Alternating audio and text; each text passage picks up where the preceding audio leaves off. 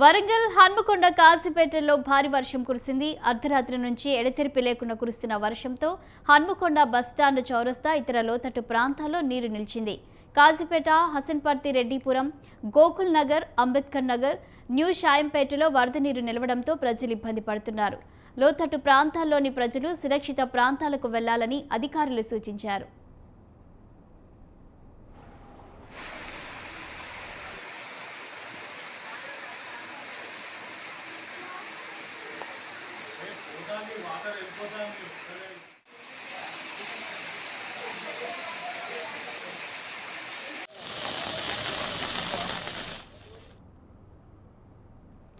నగరంలో భారీ వర్షానికి రహదారులు జలమయమయ్యాయి. బట్టల బజార్, పాత బీటు బజార్లో రోడ్డుపై వరద నీరు నిలిచింది.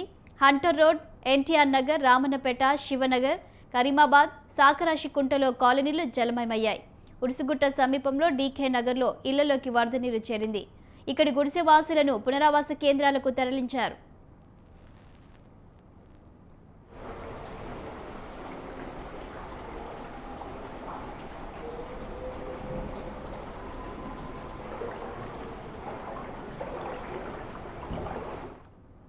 వరంగల్ నుంచి ఖమ్మం వెళ్లే ప్రధాన రహదారిపై వరద నీరు నిలిచింది. రోడ్డుపై భారీగా నీరు నిలవడంతో ఎక్కడికక్కడే వాహనాలు నిలిచిపోయాయి.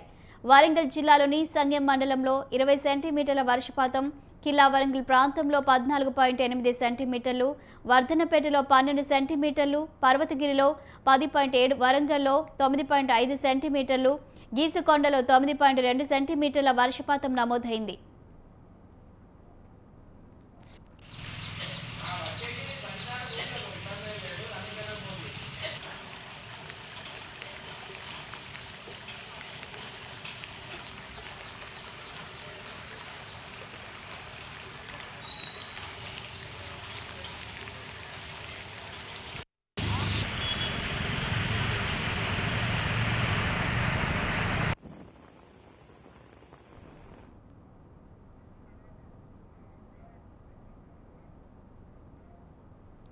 మహబూబాబాద్ జిల్లాలోని కొత్తగూడ, గంగారం మండలాల్లో భారీ వర్షం కురిసింది. జిల్లాలో పలు వాగులు పొంగిపొర్లుతున్నాయి. కొత్తగూడ శివారులో రాళ్లతోటి వాగు ఉధృతంగా ప్రవహిస్తుంది. దంతాలపల్లి మండలంలో భారీ వర్షం కురిసింది. ఇక్కడి పాలేరు వాగు ఉధృతంగా ప్రవహిస్తుంది. ఇక దీనిపై పూర్తి సమాచారం మా కరెస్పాండెంట్ అశోక్ అందిస్తారు. వరంగల్ ఉమ్మడి జిల్లాలో నిన్న రాత్రి కురిసిన వర్షాలు అయితే విభత్సం సృష్టిందని చెప్పుకోవచ్చు.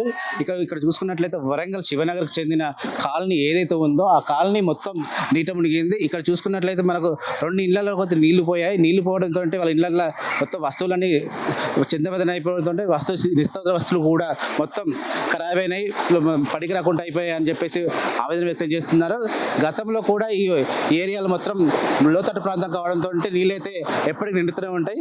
గతంలో ఇది పునర్నిర్మించాలని రోడ్డు వేసినప్పటికీ ఆ రోడ్డుకు పైకి కూడా నీళ్లు రావడంతో ఇప్పుడైతే ఇక్కడున్న ప్రజలు మాత్రం ఆవేదన వ్యక్తం చేస్తున్నారు. ఇక్కడ చూసుకున్నట్లయితే ఇక్కడ రాత్రి వీళ్ళ ఇంట్లోకైతే వర్షాలు వచ్చినాయి. వర్షాలు రావడంతో రాత్రి మొత్తం నిద్రపోకుండా వీళ్ళు నిత్యావసర సరుకులు మొత్తం ఖరాబ్ అయ్యి ఇంట్లో అయితే ఇబ్బందులు పడుతున్నారు. చూసుకున్నట్లయితే మొత్తం ఈ బెడ్ మీద పడుకున్న వాళ్ళకి ఏంటంటే మొత్తం నీళ్ళు మొత్తం లోపలైతే మొత్తం పోయే ఉన్నాయి.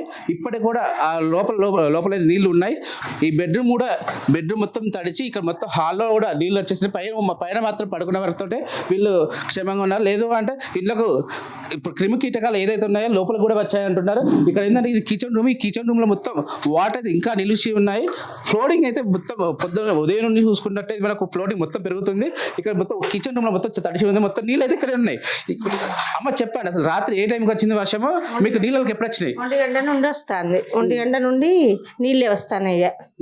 అంటే ఎలాంటి ఇబ్బందులు పడ్డారు? ఇక పండుకోలేదు, అట్లే కూకొని ఉన్నాం. అంటే ఏమైనా వస్తువులు తడిసిపోయాయా? మరి ఎట్లా? బియ్యం డబ్బాలు తడుస్తాయి, గ్యాస్ ముద్ద తడుచుడు, అన్నం కూర అన్ని తడిచినాయి. అంటే పొద్దున్న మీరు వండుకోవడానికి ఏమైనా ఇబ్బంది జరిగిందా? ఇక ఇబ్బంది జరిగే పైన పెట్టి వండుకున్నాం, బల్ల మీద పెట్టి వండుకున్నాం.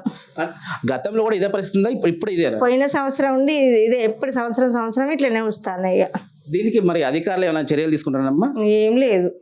అంటే గతంలో ఇక్కడ రోడ్డు పడలేదు. గతంలో కూడా ఇప్పుడు లోతట్టు ప్రాంతం, ఈ లోతట్టు ప్రాంతంలో రోడ్డు పడింది. రోడ్డు పడినా కానీ హైట్లో చేయలేదు. సో రోడ్డు పడ్డది కానీ హైట్ చేయలేదు. సో అంటే ఇలాంటి ఇలా ఇక పడుకోకుండా, వంట చేసుకోకుండా, నిద్ర లేదు.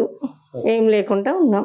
అయితే రాత్రి అయితే కురిసిన వర్షానికి అయితే ఇబ్బంది పడుతున్నాం అంటున్నారు. ఇక్కడ బెడ్ మీద పడుకోవడంతో మాకు క్షేమంగా ఉన్నాం, లేదు అంటే మాత్రం మాకు తీవ్ర ఇబ్బంది పడుతుంది. ఇది బెడ్ మాత్రమే ఉన్నది, మొత్తం ఈ వాటర్ మొత్తం ఇదంతా నిండి ఉంది మార్నింగ్.